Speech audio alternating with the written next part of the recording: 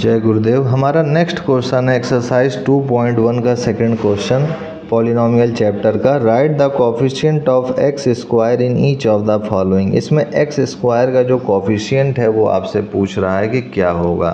तो सबसे पहले हमारा सेकंड क्वेश्चन में पहला पार्ट अगर देखें तो यहाँ पर 2 + एक्स स्क्वायर प्लस एक्स है। तो यहाँ पर अगर ध्यान से देखें तो यहाँ पर कोफिशिएंट का मतलब क्या होता है। कोफिशिएंट का मतलब सीधे से यही है कि अगर कोई वेरिएबल है तो उसके आगे का जो भी मान होता है वह उसका कोफिशिएंट कहलाता है। जैसे अगर मान लीजिए मैं लिख दूं यहाँ पर ax² + bx + c, तो और मैं यहाँ से आपसे कहूँ कि बताइए x का कोफिशिएंट क्या है, तो x का कोफिशिएंट इसके आगे ये जो लिखा हुआ वैल्यू है b वो होगा। अगर मैं आपसे कहूँ x² का कोफिशिएंट क्या है तो इसके आगे जो लिखा हुआ वैल्यू है वो होगा। और इसी तरीके से अगर मैं आपसे कह दूं कि x की पावर 0 का कोफिशिएंट क्या होगा तो इसके आगे लिखा हुआ मान ये जो c है वो होगा।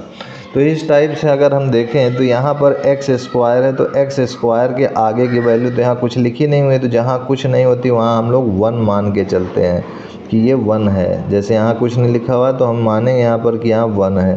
तो x² का हमारा जो कोफिशिएंट है वो 1 होगा यहाँ पर। तो यहाँ पर आप लिख सकते हैं कि कोफिशिएंट ऑफ x² इज़ 1। ठीक है। अब उसके बाद देखिए कोफिशिएंट पहला हो गया। अब दूसरा पार्ट में कह रहा है 2 - x² + x³ है। ये 2 - x² + x³ है।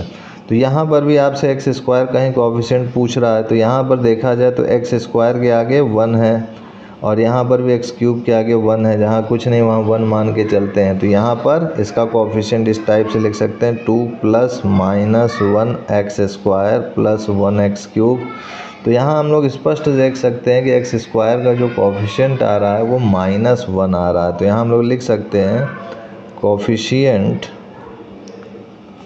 Of x² is -1।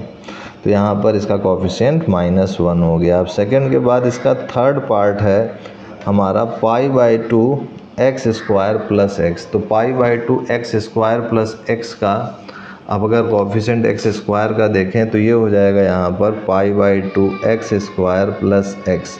तो यहाँ पर देखा जाए तो ये x का कोफिशिएंट यहाँ पर सिंपली 1 है। यहाँ पर x² का कोफिशिएंट जो इसके आगे लिखा हुआ है यानी π/2 है। तो यहाँ पर हम लोग लिख सकते हैं दिस इज़ यानी कोफिशिएंट्स ऑफ x² इज़ π/2। तो यहाँ पर x² का जो कोफिशिएंट है वो π/2 है। अब उसके बाद हमारा थर्ड के बाद जो है फोर्थ जो है पार्ट क्या कह रहा है। फोर्थ कह रहा है √2x - 1। तो ये जो √2x - 1 है ये जो है आपका इसमें पूछ रहा है कि x² का कोफिशिएंट क्या होगा। तो √2x - 1 में देखा जाए तो यहाँ तो x² का तो कोई वैल्यू ही नहीं है, कोई मात्रा ही नहीं दिख रही है। यहाँ तो केवल x है और यहाँ पर जो नहीं लिखा हुआ है तो इसको x की पावर 0 कर सकते हैं। तो ऐसे केस में क्या करेंगे कि हम अपने आप से लिखेंगे यहाँ पर 0, क्योंकि 0 है, 0 के बाद यहाँ पर x² लिख लीजिए plus √2x plus √2x - 1 x की पावर 0। तो यहाँ पर हम लोग देख सकते हैं कि 0 से x² का मल्टीप्लाई करेंगे तो 0 ही होगा। तो ऐसा लिख सकते हैं, इसके ऊपर कोई फ़र्क तो पड़ेगा नहीं। तो यहाँ पर अब देखा जाए तो x² का जो कोफिशिएंट है वो स्पष्ट दिख रहा है कि 0 होगा। तो यहाँ पर हम लोग लिखेंगे कोफिशिएंट्स ऑफ x² इज़ 0। तो इस टाइप से अगर क्वेश्चन दिया हो तो आप एग्ज़ाम में कंफ्यूज मत होइएगा, बस ध्यान दीजिएगा कि जहाँ कुछ नहीं उसके आगे 0 करके इस तरह लिख देंगे।